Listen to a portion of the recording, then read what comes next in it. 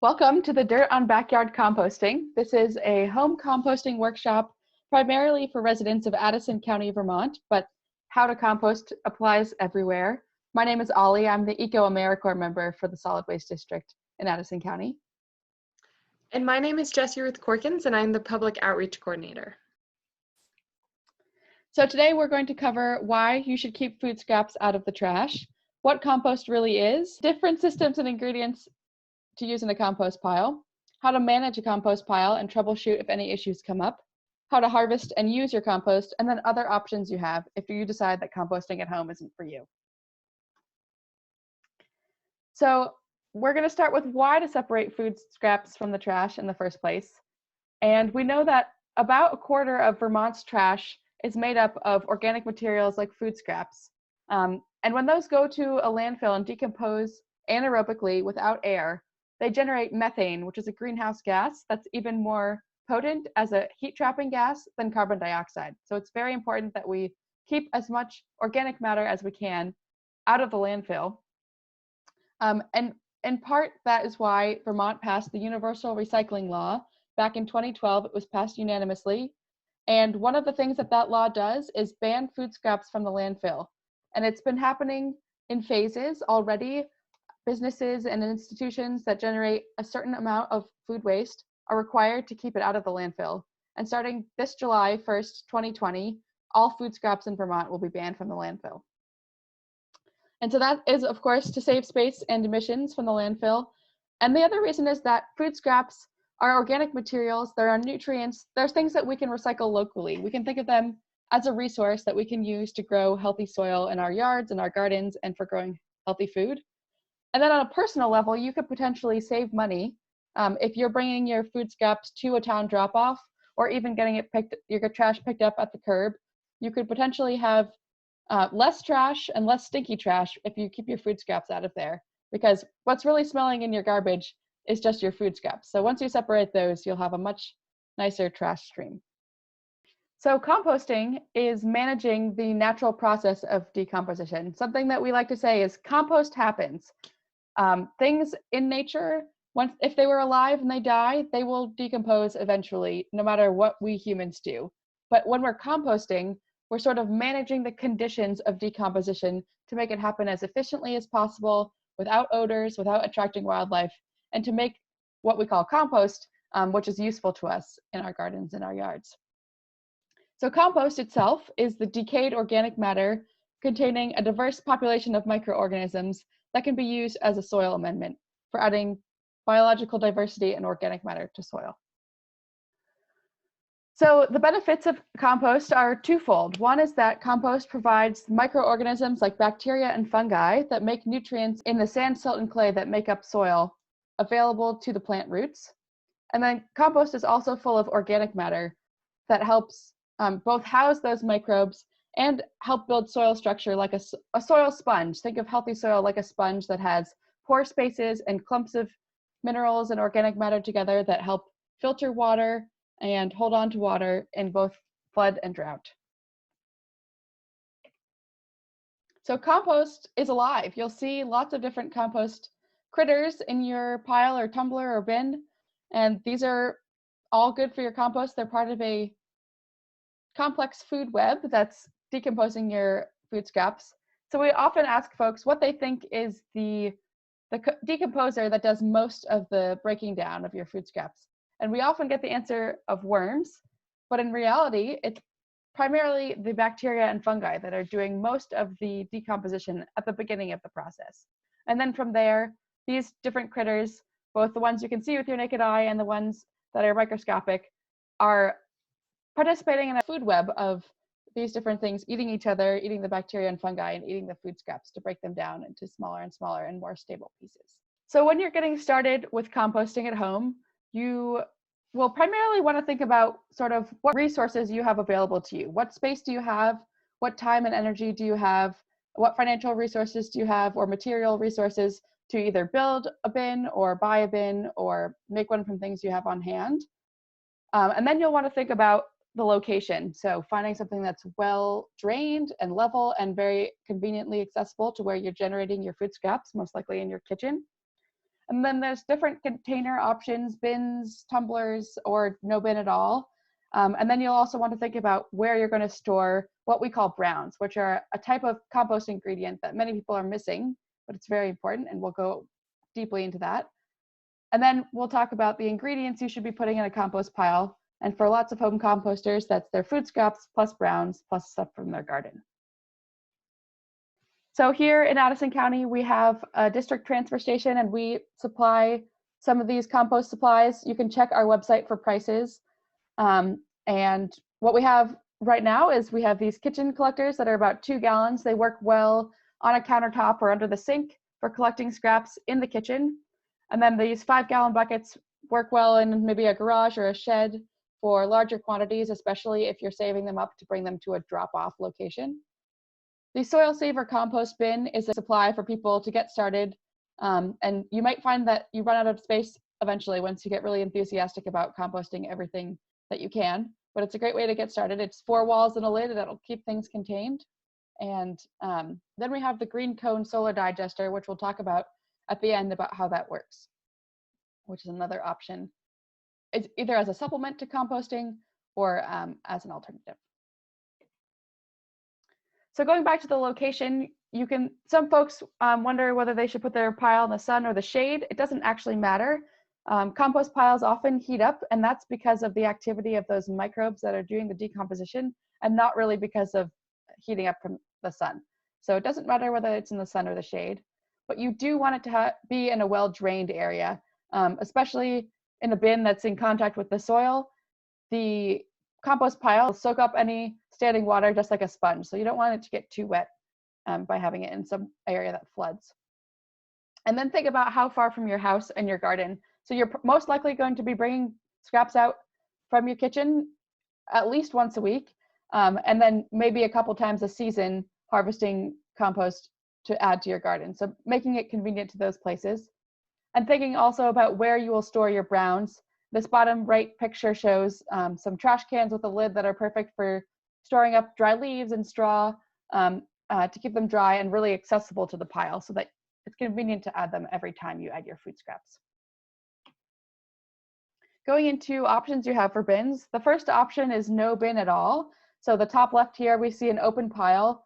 We actually don't recommend open piles just because they are quite accessible to wildlife, as well as pets that might be getting into compost. So as a courtesy to your neighbors and for the safety of wildlife that we don't want eating food scraps, having an enclosed bin is a better option, but of course, compost happens. Decomposition will happen whether or not there's walls containing the material.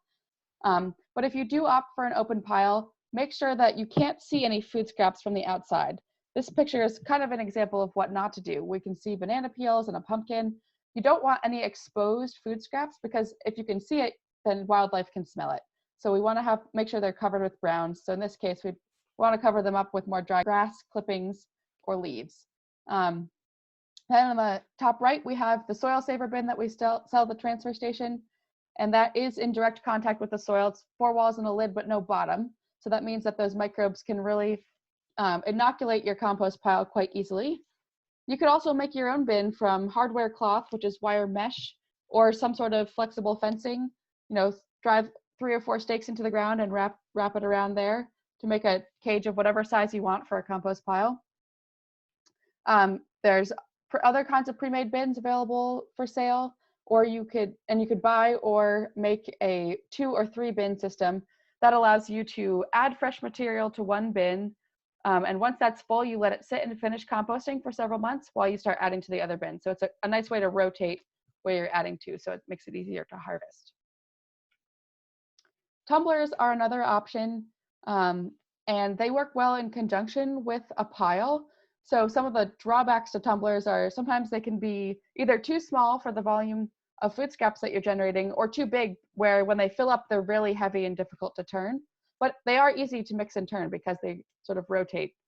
And the other thing is that they're not in contact with the soil. So they're not as easily inoculated with those microbes that are doing the decomposition. Of course, your food scraps and browns are not sterile. So there are decomposers on there, but it definitely only helps to add a scoop of good garden soil or finished compost, or some decomposing leaves from the forest. And the way that you could do this in conjunction with a pile or a bin is you'd fill up your tumbler until it's about 2/3 full or however heavy it is, to make it hard to turn, and then empty that stuff into a pile or a bin to finish composting. And what that does is lets you decompose the food scraps a little bit so they're not really recognizable or smelly as food scraps, and then let them finish in a bin. Otherwise, you're never going to get finished compost because you'll constantly be adding fresh material to the more decomposed material and mixing it together, and you'll just have a mix of stuff. So that way, you have to, at some point, call it done, fill up your tumbler till you're ready to empty it out, let it sit and finish for several months, and then you can start refilling your tumbler again. So you get multiple batches of compost that way over several months and years. So hardware cloth is galvanized wire mesh. A 1/4 inch to a 1/2 inch mesh works well for composting applications. And we'll mention this a couple times throughout the presentation. It's a really useful tool for supplementing your bin or using to build your bin to exclude rodents, specifically things that can burrow and chew through other things. So if you're using a soil saver bin or another kind of bin that doesn't have a bottom, it's really a good idea to put a sheet of this underneath with at least 6 inches of overhang on either side, and that keeps things from burrowing from underneath. You could also, like this diagram shows on the right, cut out a chunk of the sod and put the hardware cloth right in there, and then pile some soil on top while you plop your soil saver on top. But just putting it on top of the soil surface works fine as well. And then if you're making your own bin from wood or something, pallets, you can staple or nail the hardware cloth on there to help, it allows air through and it allows microbes through, but it's not going to let mice and things through. So now we're into the ingredients of a compost pile. There's 2 main categories when we're talking about compost ingredients, and that's because the microbes in your compost pile need both nitrogen and carbon as a food source. And some things are more rich in nitrogen while others are more rich in carbon. So the things that are rich in nitrogen, we call greens, and those are our food scraps, anything that's fresh and green, like fresh green grass clippings, clippings from the garden, or weeds without any seeds that are green, fresh leaves, those are considered greens because those are still rich in nitrogen. Once they dry out, they get into the browns category, which we'll talk about. Then also tea, coffee grounds, and filters, those are in the greens category. Bread, pasta, grains, eggshells, those are all fine food scraps to put in your compost pile, and you consider those as rich in nitrogen. And then browns are more dead and dry plant material. So dry leaves that have fallen off the tree, straw and hay, small sticks, wood chips, wood shavings, newspaper, cardboard. If it was alive, it can be composted. So dry and dead plant material of all different types works well as browns. So browns are really important because not having enough browns in your compost pile stinks. Your microbes are not going to have enough carbon to eat, and they're not going to have enough air in the pile, and then things will go anaerobic. So decomposition without air makes sort of smelly gases that really are off-putting for the composter. So make sure you have enough browns, and we'll talk in a couple slides about how much is enough to have a good recipe. But we also talk about the diversity of browns. Having different types means that the carbon sources will be available to the different decomposers at different times in the decomposition process. And then different shapes, sizes, and textures will help add airspace and structure for those microbes to breathe and move around. So think about where in your community you have access to things like dry leaves or egg cartons or straw or hay, newspaper, shredded cardboard. So the more options you have for browns, the better. And also think about seasonality and when you can store up things to use throughout the year. And then the caveat about paper is that you don't want to use just paper as your source of browns because the texture is so fine that it'll get sort of glommed up like paper mache, and there's not enough structure to it to give the pile the air spaces it needs. So if you're using paper, combine it with something like sticks or wood shavings or some stocky stuff from the garden. So the diversity is key here. And then also things like dry leaves are awesome browns, but they can tend to pancake together, especially things like maple leaves, flat deciduous leaves. So if you're able to crunch them up either by hand or by running them over with a lawnmower, or some people even go as far as to take a trash can, empty some leaves into it, and put a weed whacker in there like an immersion blender to chop them up. So anything you can do to break up the leaves will really help increase the surface area for the decomposition and keep them from compacting together. Same for paper and cardboard. You don't want those layers to stick together. So these are the main things you want to keep out of a home compost pile. And it's not that they won't eventually break down. Like we said, compost happens, so they will eventually break down. But while they're doing that, they smell really good to wildlife, and they take a long time to break down because of all the protein and fat. So do keep out meat, bones, fish, and most dairy from your compost pile. Small amount of dairy is okay, but the less the better. And we will talk about what other options you have for that. And another reason to keep these guys out of your compost pile is that a home compost pile doesn't heat up like a commercial compost pile does. And so you're not guaranteed to kill any pathogens that are on these different materials. So here in Vermont, there is an exception for home composters when it comes to meat and bones. Even after July 1st, 2020, when the food scrap ban goes into effect, if you compost at home, you're still allowed to throw away meat and bones. So don't worry about composting those things. You can throw them away. There are other options for what you can do with them, but the key is to keep them out of your compost pile so you don't create issues with wildlife. So here's what you can do with your meat, bones, fish, and dairy if you're so moved. You can bring them to a town drop-off. All of the town drop-offs in Addison County take food scraps, as well as all the transfer stations in Vermont. And they likely will charge a fee for that. Some curbside haulers are accepting food scraps, so you can get in touch with your hauler if you have one to ask if they offer that service. There originally in the law had been a requirement that haulers pick up food scraps from residences. That's no longer the case, with the exception of apartment buildings with 4 or more units and commercial and non-residential entities. So basically, households are not being guaranteed to be serviced with curbside collection of food scraps. Then the Middlebury transfer station, the district transfer station, accepts food scraps from residents year-round, 6 days a week for free. And then the green cone solar digester that we'll talk about at the end is another option for managing food scraps, and that one you can use at home. And one tip that lots of folks find useful is to store their meat scraps and any bones in the freezer until they're ready to bring them to a drop-off location or have them picked up or put them in their green cone so that they don't get smelly. Ollie, can you clarify for me, if I choose not to home compost and instead decide to bring my food scraps to the town drop-off, can I put my meat and bones in the trash, or do I need to bring everything? Yeah, so if you decide not to compost at home, you will be required to manage all of your food scraps, including meat and bones, in one of these ways. So either bringing them to the drop-off, getting a hauler, or bringing them to the transfer station or in a green cone. So the exception for meat and bones does not apply if you choose not to compost at home. All of these 4 options can handle all food scraps, including meat and bones, but also veggie scraps, breads, all that stuff.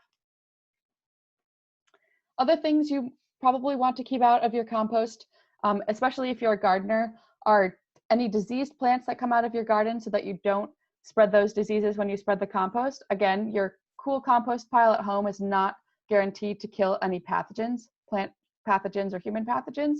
So you just want to keep these out as a best practice. Also, any invasive plants or weeds that have gone to seed, because you don't want to spread those when you spread the compost again. And the high temperatures of commercial composting do kill seeds and rhizomes and things, but they won't decompose necessarily in your home compost pile. And then another one is snake worms, and these are an invasive type of worm that move quite vigorously like a snake. They don't inch along, they wriggle and jump when you touch them, so they're quite easy to identify if you see them. And they are sort of voracious eaters of organic matter and really can do damage in forests especially. So if you see these in a leaf pile or in your compost pile, just don't move it, don't add it to your garden, and don't put it in a forest. Like any other invasive species, we want to slow the spread by keeping them where they are and not moving them. So building your pile, you can start by laying down your hardware cloth as a barrier to wildlife. And then start with a layer of coarse brown. So something like sticks or stalks from your garden, sort of crisscrossed to have some air spaces. So once those layers start compacting down on top, there's still a way for air to get into the pile, because those microbes and the decomposers need to breathe just like we do. And then you're going to start layering your food scraps in your browns. So add the greens in the center and then cover them with browns. You want to surround with browns, we say. So having browns on all of the outside of the food scraps, so that even if there's walls on your bin, you can't, the food scraps are not the thing that's most outside the pile, so that the wildlife aren't smelling them. And those browns act as a natural biofilter that keeps odors down and keeps wildlife from being interested. And it also helps with suppressing flies. You know, flies aren't bad for your compost, but they are kind of annoying for you. So flies would much rather lay their eggs in fresh food scraps than a dry pile of leaves. So definitely covering with browns, a good couple inches of browns every time you add food scraps. So you can kind of think of your pile as, you know, a nice lasagna layering in the middle with a sort of donut of browns around the outside. And every time you add food scraps, you can just sort of spread them out in the middle and then have a couple inches outside on the edges and on top of browns.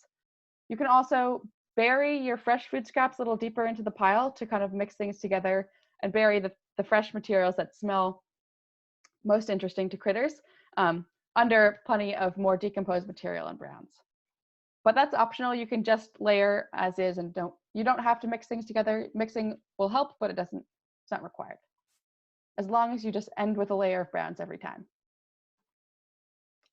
So this is our main takeaway slide. We really want you to remember this. If you leave with nothing else, burn this slide into your brain. This is the ideal recipe that you're aiming for. You want 1 part greens to 3 parts brown, and that's by volume. So for every bucket of food scraps you add about 2 to 3 times that amount of browns. So it doesn't have to be just leaves, but it could, you know, a mix of the things that you have on hand, maybe a bucket of leaves, bucket of wood shavings, and some shredded paper. And you can adjust this as necessary. If over time you feel like it's too much or too little, because you'll get a sense of how it's breaking down and what's left in your finished compost. But this is a really important rule of thumb recipe to start with, because this is the ratio that gives those microbes the sort of balanced diet of carbon and nitrogen that they need. So I've mentioned commercial composting a couple times, and when we say that, we mean hot composting, which is pretty large scale, large piles of compost with a really balanced recipe of carbon to nitrogen and the right air and moisture ratios get really hot. They heat up to over 131 degrees Fahrenheit, and the decomposition process happens fairly quickly, over a matter of weeks and months. So these do kill pathogens and seeds, and we can compost pretty much anything this way, including meat, bones, fish, and dairy. So that's why bringing your food scraps to a drop-off or to the district transfer station, we can take your meat scraps, because those all go for commercial composting that breaks them down quickly and safely. And the management is based on temperature. The operators will put a big long thermometer into the pile and determine how hot it is, and then turn it accordingly with things like a bucket loader or a compost turner. So a lot of work, a lot of management, and people are available to do this for you if you decide not to do composting at home. But we just want to differentiate what's happening with hot composting from what's happening with cool composting, which is more likely what's happening in your backyard. So typically a smaller pile, and it's definitely a slower process. It won't heat up as much because you just don't have that bulk of material all at the same time for the microbes to really get going. So it does take 9 to 12 months or more to get finished compost, but there's no need to measure the temperature. You don't have to turn it if you don't want to. Of course, you can always turn it to mix things together. But the important thing to know is that weed seeds and pathogens are likely to remain in your compost pile. So thinking about where you're spreading it and what you're putting in, knowing that there's the potential for those to remain. So managing your pile, you're going to want to consider not just the food and the ingredients that you're giving to your microbes, but also the air and moisture. So they need air and water just like we do, but not too much or too little. So turning or mixing the pile occasionally can help break up any parts that are compacted where the air can't get in, and help those microbes breathe a little bit more. And one of the easiest ways to do that is if you have a 2-bin system or a soil saver, just using a pitchfork or a shovel to move the material from one pile to another, or especially with the soil saver and other bins that don't have a bottom, you can lift off the bin and set it right next to it, and then use a pitchfork or shovel to move the material from the pile that you just removed the bin from into the bin. And that will mix the top becomes the bottom, the middle gets mixed up, and the bottom becomes the top. So that's a great way to get more air in there. Mixing and turning also can help discourage wildlife by breaking things down more quickly and homogenizing it. But really the more important things for discouraging wildlife are keeping out meat and bones, having plenty of browns, and using things like hardware cloth to make it harder for them to access it. And when it comes to moisture, you don't have to worry too much about this, but if you do have a rainy week coming up and you don't have a lid on your bin, maybe you throw a tarp over it. You can control the moisture a little bit by controlling the rain that accesses the pile. And the ideal amount of moisture is about as moist as a wrung out sponge. So either with or without a glove, you can stick your hand into the pile, grab a handful of material and squeeze it in your fist. And if moisture dribbles down through your fingers, that's too wet. If it just sort of glistens between your fingers and when you open your palm, it sort of mostly stays together, that's a perfect amount of moisture. And if nothing comes through your fingers and you open your palm and it crumbles, that's a little bit too dry. So if it's too dry, you could add more food scraps or even water. More likely, especially here in Vermont, your pile might be too wet. So what you can do there is turn it and mix it to get more air in there to help it dry out, add more browns, or decrease the amount of food scraps you're adding, and definitely cover it if it's going to be raining.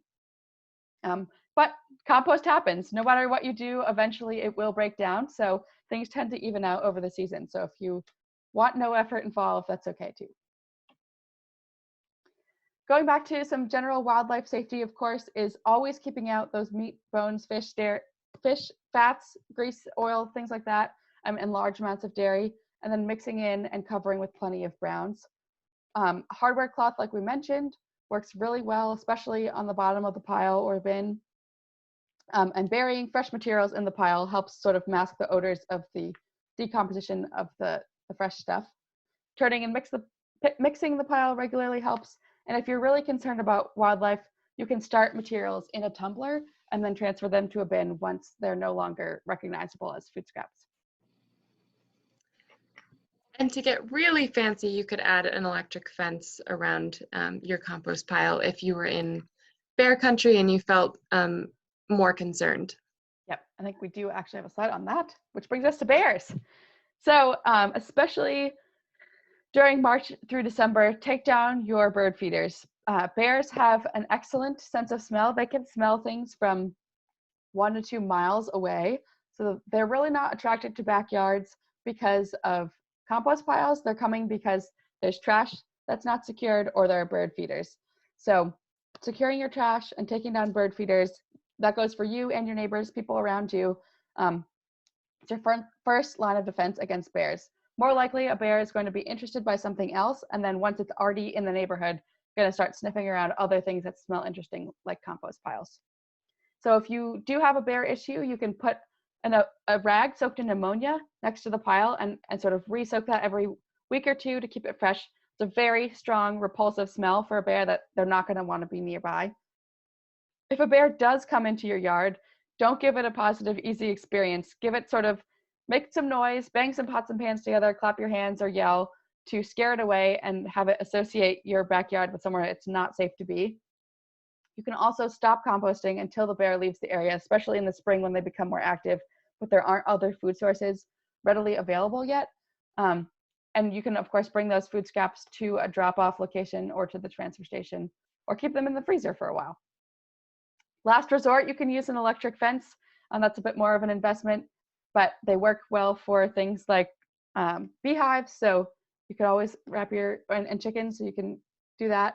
And then if you have any sort of negative interactions with a bear, report that to the Vermont Department of Fish and Wildlife. They keep track of human-bear interactions to make sure that they don't escalate into something that's dangerous for humans or bears. And they can really help intervene if bears are constantly getting into trash or bird feeders, and they can help manage that situation. So definitely good to keep an eye on that and report bear incidents as necessary. So troubleshooting, things don't always go perfectly. So if your compost pile stinks, it's likely because you don't have enough browns. So try adding some browns and turning it to mix in some more air and mix those browns in with the food scraps to make them available to the microbes and those decomposers. If it's really wet, it probably already stinks. So add some browns and also turn it to open up those air spaces, and browns go a long way for reducing odors. If it's only made of greens, it's probably already really wet and stinky. So again, add some browns. And if it's attracting animals, of course, you've already kept out meat and bones, so add some more browns. It's better to have too many browns than not enough. It'll be really smelly and wet if you have not enough. So too many browns will just be like a leaf pile. It'll just take a little bit longer to decompose, but it's really innocuous and not going to hurt anybody. So you don't want your compost pile to look like this picture on the right, which is sort of exposed food scraps. You want to make sure you're covering up with a nice thick layer of browns every time. Some tips for composting in the summer.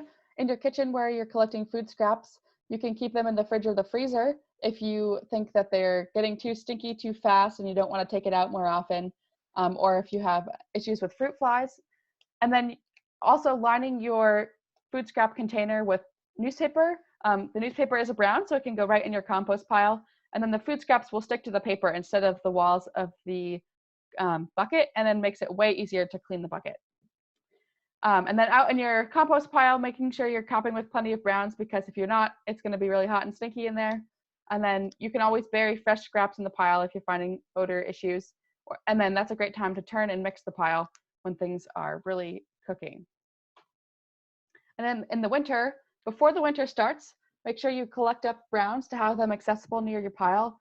A trash can with a lid works well, a pile with a tarp over it, an extra compost bin, whatever you have accessible to you to kind of keep the snow off them, keep them from freezing all together so that you can access them. And then starting with an empty bin, during the winter, your pile will freeze and it won't shrink down like it does in the summer. So your food scraps and your browns are going to pile up and fill up your bin more quickly than they do in the summer. So if you start with an empty bin, there'll be plenty of room excuse me, to make layers all winter, which is what you do want to keep doing. Even though the scraps are frozen and not smelling, if you don't add browns, it'll be pretty sticky when the spring comes around. So do keep adding layers of browns. And the pile will freeze, like I mentioned, and that's totally fine. Freezing and thawing does help with the physical decomposition, breaks down those cell walls and the food scraps, so that when spring comes, everything will be soft and ready to eat by the microbes. And because things freeze in the winter, you could also store your scraps outside if you're feeling a little bit lazy for a little while. And before you add them to your pile, you could just let them freeze in your bucket until there's a warm enough day to bother going out to the compost pile. And if you decide that composting in the winter is not for you, you can always bring your scraps to the transfer station or to a drop-off location. Yeah, I was going to add that the reason that your compost pile isn't going down in the winter is just because there's less biological activity because it's so cold. And then when spring rolls around and the temperature starts to heat up, your pile starts to quickly go down. Yeah, so those decomposers are really based on temperature, and they will slow way down in the winter. So harvesting your compost, again, it takes 9 months to a year. So thinking ahead of stuff you're starting in the spring might be ready next spring, or in the fall will be ready next fall.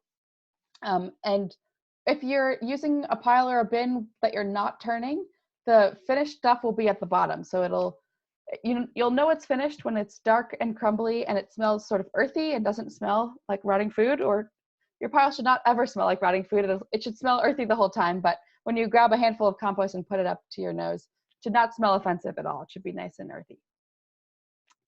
So to harvest that compost, especially if you just have a pile that you haven't turned at all, the top portion, pictured here in the top, will still have food scraps that are pretty recognizable as food scraps. So you'll want to, if you're especially using a soil saver or bin without a bottom, sort of lift it off and move it next to it. And then you can replace those layers of food scraps that are not decomposed yet in the bin, the empty bin, and then harvest the dark brown crumbly stuff underneath. Good finished compost, sometimes we say, looks like good chocolate cake.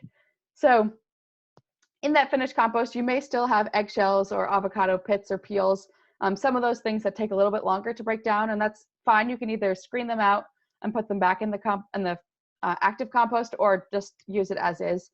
It'll be probably chunky, and you can screen it or rub it through a piece of hardware cloth stapled to a frame or a nursery tray like the one pictured here to make it kind of a finer texture, but that's totally optional as well. It's important to note that when you're taking off your top 2/3 and leaving that to continue in the process, that you're starting with a layer of coarse browns again at the bottom. So you might need to gather those up and then do your pile flip. Yep, that can only help. So again, if you had used a tumbler or something, it's helpful to let that stuff cure in a pile to finish before harvesting it.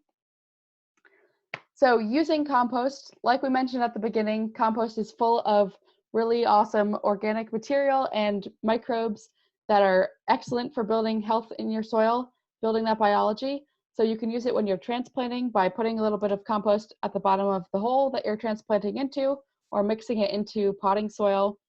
Compost can be used as a mulch or top dressing. You can put it on your lawn, around trees, in raised beds and houseplants, and a nice layer on top. And you can mix it in, but you don't have to, because things like worms in your garden will sort of bring it down into the soil over time. And then some folks even make compost tea to water their plants with by soaking some compost that's in something like cheesecloth or a burlap bag for a while and then watering their plants with it. There's lots of resources, especially online, about how and when to apply compost. I would say you can't really do it wrong. You don't want to have more than 15 to 20% of the total soil be compost, but it's unlikely that you're going to have that much that you will be really able to overload it. So it's really, gardeners call it black gold. It's pretty precious stuff. Great. So I'm going to take over and we're going to talk about some alternatives to composting. So one of the questions we get commonly is, can I put food scraps down my garbage disposal? And the answer is, it's not remotely recommended by professionals who help manage private sewer systems or public water sewer systems. Septic systems aren't designed to handle food scraps. They're just designed to handle what goes down the toilet. And garbage disposals don't help. Essentially, when you put food scraps down your garbage disposal, it can be costly for your septic system. It can cause clogs and ultimately cause damage that's expensive. So vermicomposting is an option.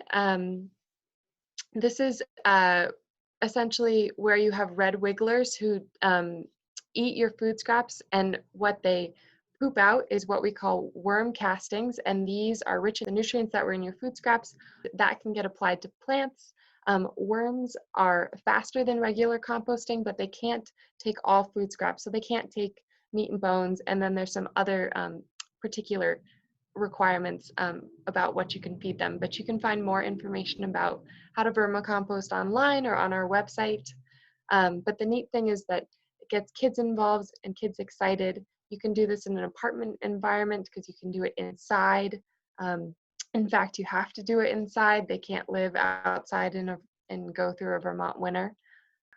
Because they can't eat all food scraps, they don't really like really acidic things like orange peels, and they don't really like onion related things.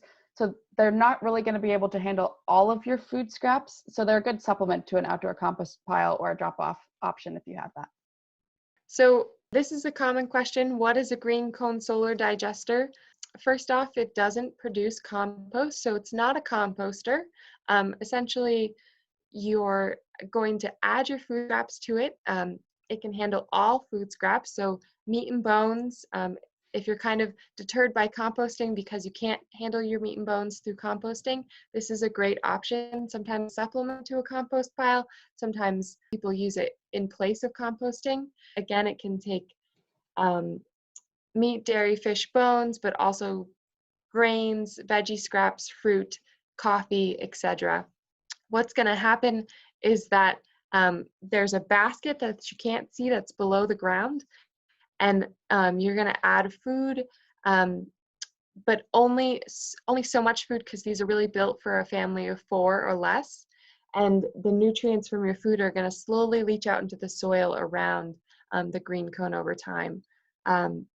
They can handle pet waste, but if you're going to use them to handle specifically dog poop, you don't want to be using any bags, throwing any bags in there, and B, you don't want this located in your garden, because it can't guarantee to heat up enough to kill the pathogens that are associated with pet waste. So if you decide to come to the Middlebury transfer station and buy one of these, after doing some more research, they will come with an instruction manual and some accelerator to kind of inoculate the green cone and get it going, because it also does rely on bacteria and other biological activity that you can't see. Yeah, you don't add browns to a green cone because it's not a composter, it's a digester. So you're not making compost per se. And the other thing is it needs to be in full sun for at least half the day. It is a solar digester. And it also needs good drainage. So here in Addison County, if you have clay soil, it's really important when you dig the hole for the basket to make sure there's enough room to amend the soil if you need to with some sand or gravel to help with drainage. Because if you don't have good drainage, it will just fill up with water, and that won't work at all. And finally, the maintenance involved is to essentially move this every couple years, because eventually you'll have stuff that just can't degrade any farther. Yep. And so once the material starts building up to the level of the soil, you'll know that it's time to move it or to add less material at a time. So another option, if you decide that composting and managing your food scraps in your backyard isn't for you, you can have a curbside hauler or use your town drop-off. These are other options. So if you have a hauler that's willing to pick up food scraps, again, they are not required to go residence by residence and offer the service. What some do, and then some will be servicing apartment buildings where there's 4 or more units. These haulers, just like your town drop-off, are going to be able to take all food scraps. So again, that's fruit and veggies, bread, grain, pasta, eggs and eggshells, coffee grounds and filters, tea bags, meat bones, seafood, cheese and dairy, soups, sauces, oils, and fats. The major caveat here is no paper. So if you're lining your pail with newspaper, you're going to essentially, when you say get to the town drop-off, drop all your food scraps in to the food scrap toter, but make sure to kind of withhold the paper when you're dropping your food scraps in. And then also no compostable bags are allowed in either of these systems. So that brings us to what to keep out of your curbside or drop-off if you're collecting food scraps to bring to either of those places. Produce stickers are a big one. People are often not cognizant and they throw their banana peel into their compost and they forget to take off the produce sticker. But what essentially happens is that maybe that produce sticker makes it out to your compost pile in your backyard and you find your compost is kind of littered when it's finished with produce stickers, because they are plastic and they won't break down. Or they're a big problem in commercial composting facilities because they're hard to screen out. They kind of fall through the cracks and make it into the finished product. So whatever you can do to remind yourself to take those produce stickers off is great. We do have some cool sticker sheets that you can decorate on our website to kind of make produce sticker art. Also here in Addison County, again, this is Addison County specific. No paper products are allowed in your curbside or town drop-off compost. That applies to napkins, as well as to egg cartons, newspaper, or to-go containers that potentially say compostable. We've got a couple of examples here. Anything from the compostable iced coffee cup that sometimes looks recyclable as well. If it says it's compostable, here in Addison County, it's trash. It's not recyclable and it's not compostable. Same is true about coffee cups. They are a lined paper meant to hold a beverage, so they can't go in our recycling. for that reason, and they can't go in our compost because our commercial partner doesn't want them. And finally, no human or pet waste. We often have people asking if kitty litter can go in, but you need to keep these things out because of the vectors and pathogens associated with them. Right, so just to confirm and clarify, no compostable products of any type, even if it's a compostable plastic thing that says it's compostable on it. They may be compostable in some places, but it's still up to each individual composting facility what they're willing to accept. And here in Addison County, our commercial composter wants only food scraps. That's the end of our presentation. If you have questions, we encourage you to get in touch with us. We love sharing composting tips and helping you troubleshoot. So you can email us or call us or visit our website. We have more composting resources on there that we will show you in a moment. And our website is addisoncountyrecycles.org. So this is our homepage. And if you go to the Food Scraps and Composting tab, lots of resources here. A little bit more background about Act 148, the universal recycling law that bans food scraps and recyclables from the landfill, how to reduce food waste, options for donating food. You could even feed chickens and pigs food scraps with some exceptions, so more information there. Some more information about what food scraps are accepted for collection and drop off. And then home composting brings us to Home Composting 101 is all about this information that you got in the presentation, but it's a good reference to go back to. People can sign up for compost workshops here. Then more information about the green cone solar digester, detailed instructions about composting with worms and how to build your own worm bin if you'd like. And we do take leaf and yard debris also at the transfer station, but it's something that you can put in your compost as well. And then information about the food scrap containers as well as recycling bins that we have available. If I wanted to find printable produce sticker art on our website, where could I go to find that? Yeah, so right now that's housed over on this food scrap collection page. And this summer we're offering a raffle drawing, but that may change in the future. So check back on our website. And here at the bottom, you can print out a fun little thing to stick on your fridge. You can even just put a blank piece of paper on your refrigerator, peel off those stickers and stick them on to keep them out of the compost.